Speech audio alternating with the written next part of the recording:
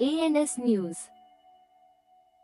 भ्रष्टाचाराचा ओम फट स्वाहा एक नवीन भ्रष्टाचाराचं कुरण या परिवहन खात्यातून आज समोर तुमच्या आमच्या पुढे निर्माण होणार आहे. ही एक सोय जी तुम्ही केलेली आहात ती आजही आमच्या पोकांडी आलेली आहे की 2 महिन्यापूर्वी आला, 6 महिन्यापूर्वी आला, त्याला बॅच दिले गेले, वास्तव्याचा दाखला नव्हता, त्याला वास्तव्याचा दाखला दिला गेला. नवीन गाड्या घेण्याची ताकद त्याच्याकडे मारून टाकली होती. परराज्यातून येणाऱ्या टुरिस्ट गाड्या यांना या ठिकाणी टॅक्सी व्यवसाय करण्याचा अधिकार नाही. या महाराष्ट्राचं उत्पन्न वाढवण्यासाठी त्या महाराष्ट्रातच असाव्या लाव्यात. मराठी बेरोजगार तरुणांना पहिली संधी द्यावी ही माझी महाराष्ट्र शासनाला विनंती आहे. वाहन चालकाला जर काही त्रास होत असेल तर त्यांनी ती कोणाकडे जाऊन तक्रार करावी. नमस्कार, मी संजय नाईक, महाराष्ट्र नवनिर्माण वाहतूक सेना अध्यक्ष. पुन्हा एकदा वाहतूक क्षेत्राच्या निगडीत नवीन एका गोष्टीची, नवीन एका कहाणीची सुरुवात कालपासून सुरू झाली याची माहिती द्यायला तुमच्याकडे आलोय. जसं आपण बोलतो की ओम फट स्वाहा असं ते पिक्चर किंवा याच्यामध्ये बोलतो आणि की ते सगळं गायब होतं आणि परत कुठेतरी ते चालू राहतं. असं काल माननीय परिवहन मंत्री प्रताप सरनाईक यांनी विधान भवनामध्ये अनेक आमदारांनी विचारलेल्या प्रश्नाला उत्तर देऊन त्यांनी पुन्हा एकदा एक नवीन कुरण भ्रष्टाचाराचं निर्माण करू शकतात की नाही होऊ शकत हे मी तुम्हाला आता सांगणार नाही. पण जे पूर्वी घडलं ते असंच घडलं. 2017 साली रिक्षा आणि टॅक्सीचे परमिट ओपन केले गेले. ओपन झाल्यानंतर ज्या ठिकाणी बॅच घ्यायचे होते त्या बॅच घेणाऱ्यांचं मराठी तपासलं गेलं नाही. त्यानंतर त्यांना आदिवासीचा दाखला पाहिजे होता. त्या आदिवासी दाखल्यासाठी मुंबई जिल्हाधिकाऱ्यांच्या कार्यालयात गेले. मुंबईच्या जिल्हाधिकाऱ्यांनी काय चेक केलं मला माहिती नाही, पण त्यांना आदिवासाचे दाखले दिले. अशी अनेक उदाहरणं मी यापूर्वी तुम्हाला दिली की 2 महिन्यापूर्वी आला, 6 महिन्यापूर्वी आला, त्याला साधं मराठी बोलता येत नव्हतं, त्याला बॅच दिले गेले. ज्याला वास्तव्याचा दाखला नव्हता त्याला वास्तव्याचा दाखला दिला गेला.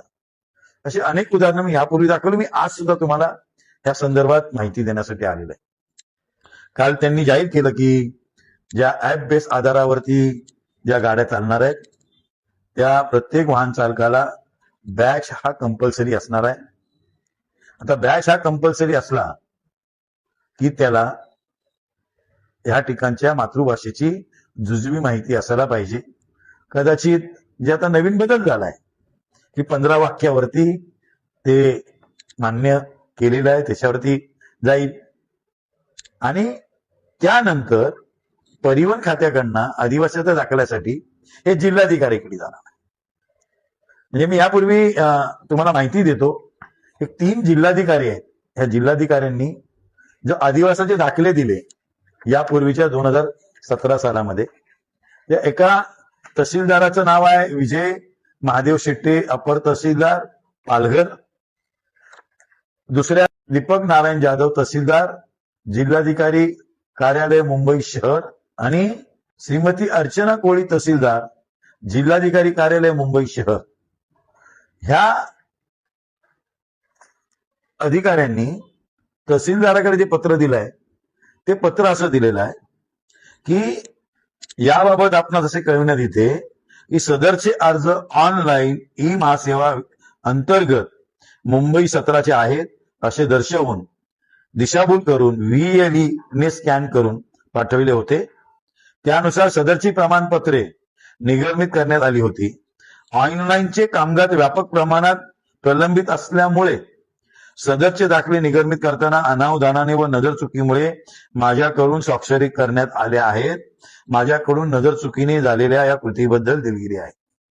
त्याचे 3 जिल्हाधिकाऱ्यांची पत्र माझ्याकडे आहे. मला पुन्हा तेच विचारायचं आहे की जो आता आदिवासाचा दाखला जो देण्यात येणार आहे तो पुन्हा एकदा या जिल्हाधिकाऱ्यांकडनंच दिला जाणार, ह्याच्यामध्ये काय बदल करता येणार नाही. पण ह्या गोष्टीला पोलीस व्हेरिफिकेशन करणं गरजेचं आहे.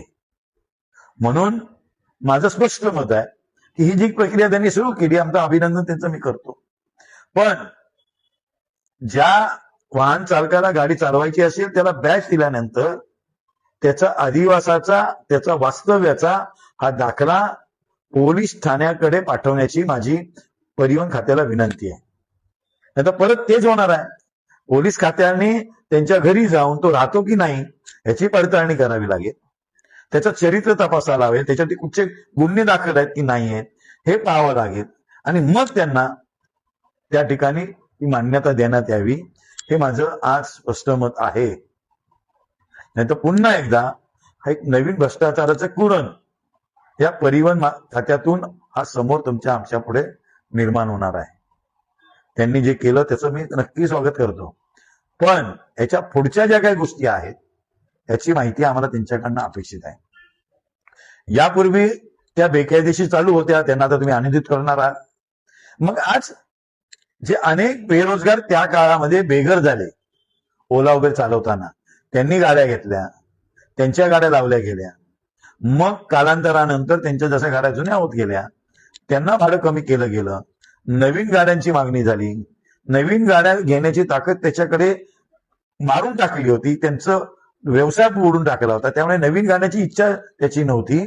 त्याला त्यांनी नवीन एक प्रथा आणली. काही कंपन्यांकडनं 5-5, 10-10 हजार गाड्या आज या रस्त्यावरती त्या कंपनीने विकत घेतल्या आणि मग कुठेतरी व्यवसाय करण्यासाठी हेच वाहन चालक आज त्यांच्याकडे जाऊन ते देतील, त्या व्यवसायावरती माझं घर चालतं म्हणून काहीतरी आधार म्हणून आज ते काम करतायत. त्या गाड्या युपी, बिहार, दिल्ली, राजस्थान इथून आणल्या गेलेल्या आहेत. खरं म्हणजे परराज्यातून येणाऱ्या टुरिस्ट गाड्या यांना या ठिकाणी टॅक्सी व्यवसाय करण्याचा अधिकार नाही. तरी सुद्धा महाराष्ट्र शासनाच्या परिवहन खातं किंवा आपल्या मुंबई किंवा इतर राज्यातल्या आपल्या राज्यामधल्या पोलीस खात्यांकडनं त्यावरती का दुर्लक्ष होतंय? कारण त्या गाड्या ह्या ठिकाणी टॅक्सी सेवा देऊ शकत नाही, टप्पा वाहतूक करू शकत नाही. त्या गाड्या रस्त्यावरती आहेत. त्यामुळे त्या येणाऱ्या गाड्या या महाराष्ट्राचं उत्पन्न वाढवण्यासाठी त्या महाराष्ट्रातल्याच असाव्या हव्यात. हे तर सिद्ध झालं. त्याच्यावरती कारण नक्की त्याच्यावरती विषय चर्चेला गेला पाहिजे. खरं म्हणजे 5 वर्षाचं वास्तव्य फक्त तपासलं जाणार आहे. माझं म्हणणं तेच आहे की जे पूर्वीचा जो नियम आहे त्या नियमाला आधारून आपल्याला ही सेवा देण्याची गरज आहे, नव्हे ते बंधनकारक आहे. कारण मग परत एखादा तहसीलदार तेच उत्तर देईल, परत परिवहन खात्याचा अधिकारी तेच उत्तर देईल. या सगळ्या प्रक्रियेवरती माझी आपल्या परिवहन खात्याला आणि महाराष्ट्र शासनाला विनंती आहे की ही जी सेवा आपण सुरू करत आहात त्याच्यामध्ये पहिलं महाराष्ट्रातल्या मराठी तरुणांना, बेरोजगारांना आपण संधी द्यावी आणि त्यानंतर 15 वर्षाचं वास्तव्य आहे योग्य, मग तो परप्रांती असला तरी आम्हाला त्याला आमचं म्हणावं लागेल. कारण तुम्हीच परिवहन खात्यामधून आता नवीन सुविधा दिली, 15 वाक्य बोला आणि तुम्ही मराठी झालेल्याचा दाखला आम्ही तुम्हाला देणार आहोत. तर ही एक सोय जी तुम्ही केलेली आहे ती आजही आमच्या बोकांडी आलेली आहे, आमच्या खांद्यावरती बसलेली आहे. ती कधी उतरणार मला माहिती नाही. ती उतरायचं कार्यक्रम आम्ही नंतर जाहीर करू.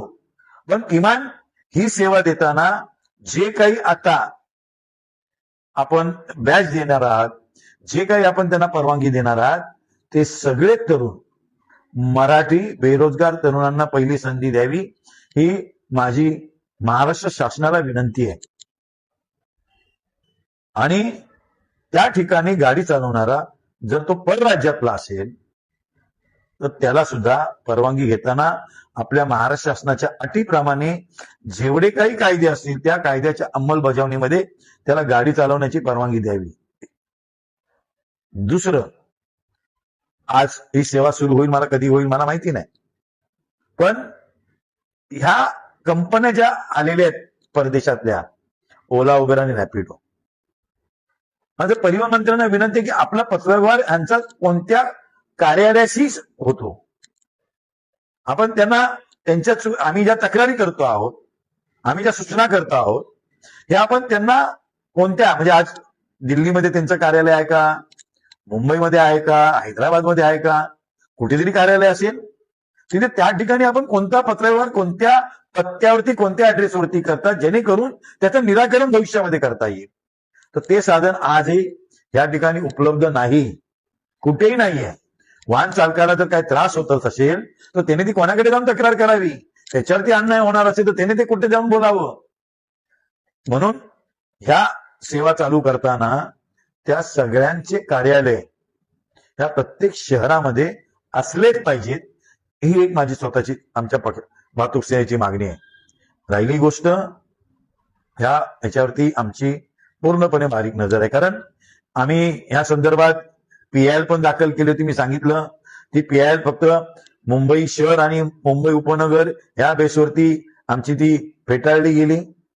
आणि ह्या वेळेला तर मात्र आम्ही नक्की आहोत की ज्या वेळेला सुरुवात होईल त्यावेळेला परिवहन खातं, महाराष्ट्र शासनाचा महसूल विभाग ज्या ठिकाणाहून जे दाखले किंवा जो वाहन चालक या माझ्या महाराष्ट्रातील सामान्य नागरिकांना सेवा देण्यासाठी येणार असेल तर तो कायद्याचं पालन करूनच तो आला पाहिजे, ही अट आमची असणार आहे. आणि त्यासाठी माझी माननीय परिवहन मंत्र्यांना आमची विनंती आहे की ही ज्याला प्रक्रिया तुम्ही चालू कराल त्याला सामान्य लोकांना, जसं अण्णा हजारेंनी माहितीचा अधिकार दिलेला आहे तसं सामान्य अधिकार माणसांना, जर किती माणसांना बॅच दिले गेले आणि किती माणसांना याचे परवाने दिले गेले याची माहिती जर आम्हाला उपलब्ध करून दिलीत आणि ती असायलाच हवी. अन्यथा पुन्हा एकदा एक नवीन कुरण, जे मी बोललो की ओम फट स्वाहा, हे नवीन एक कुरण आपण काल जाहीर केल्यानुसार सुरू होऊ शकतं. यासाठी महाराष्ट्र नवनिर्माण सेना आणि महाराष्ट्र नवनिर्माण वाहतूक सेना या प्रत्येक राज्यामध्ये असणाऱ्या ओला उबर चालकांच्या, ओला उबर कंपन्यांच्या गाडीवरच्या ड्रायव्हरवरती, वाहन चालकावरती, त्याच्या बॅचच्या पासिंगवरती, त्याच्या अधिवासाच्या परमिटच्या पासिंगवरती आम्ही आमची बारीक नजर ठेवणार आहोत. दर दिवशी प्रत्येक परिवहन कार्यालयामध्ये माझा महाराष्ट्र सैनिक जाऊन त्या ठिकाणी कोणत्या कोणत्या यांना बॅच दिले गेले, कोणत्या कोणत्या यांना परमिट दिले गेले याची आम्ही निश्चित मागणी करणार आहोत. ती मागणी एक महाराष्ट्राच्या देशातील सामान्य नागरिक म्हणून आम्हाला ती उपलब्ध करून दिलीच पाहिजे, ही मागणी मी आज तुमच्याकडे करतोय. जर तुम्ही महाराष्ट्रातल्या मराठी माणसांसाठी जर आपण एक करून पाहत असाल तर आमचा प्रामाणिकपणाचा सेकंड असतो, जर आम्ही नक्की करू. पण कुठेतरी ह्या माध्यमातून आमच्या उत्पन्नाचं साधन, माझ्या महाराष्ट्र शासनात महाराष्ट्रातल्या मराठी बेरोजगारांचं साधन जर इतर मार्गातून परराज्यात त्यांना तुम्ही देण्याचं हे नवीन कारस्थान जर तुम्ही रचणार असाल तर महाराष्ट्र नवनिर्माण सेना आणि महाराष्ट्र नवनिर्माण वाहतूक सेनेतर्फे आपल्याला ह्याचा प्रतिकार हा पाहायला मिळेल. आणि तो प्रतिकार हा खूप मोठ्या ताकदीचा असेल, एवढंच आजच्या दिवशी सांगतो. मी परिवहन मंत्र्यांचं पुन्हा एकदा अभिनंदन करतो की आपण जो निर्णय घेतला तो आम्हाला योग्य आहे असं आम्हाला वाटतं. पण त्या निर्णयाची अंमलबजावणी सरकारी माध्यमातल्या त्या भ्रष्टाचारच्या मार्गावरून होणार नाही याची ग्वाही त्यांनी द्यावी. आणि ती होणार असेल तर त्याचा प्रतिकार एक या देशाचा सामान्य नागरिक, ह्या राज्याचा सामान्य नागरिक म्हणून महाराष्ट्रातील तमाम महाराष्ट्र सैनिक ह्या गोष्टीला प्रत्युत्तर देतील, हाच एक संदेश आजच्या दिवशी महाराष्ट्र राज्याचे परिवहन मंत्री माननीय प्रताप सरनाईक यांना देतो. विश्वास आहे, कारण आपण सुद्धा त्या शिवसेनेच्या कुशीतून, मुळेतून तुम्ही शिकून आलेला आहात.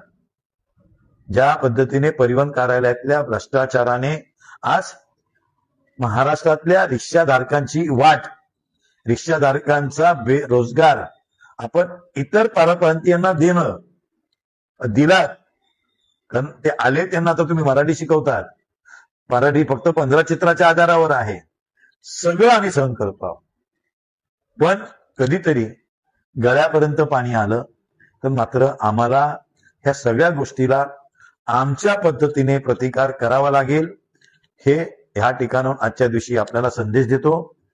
आशा आहे की पुन्हा एकदा हा भ्रष्टाचाराचा ओम फट स्वाहा हा होणार नाही याची दक्षता आपण घ्या. धन्यवाद. जय हिंद, जय महाराष्ट्र.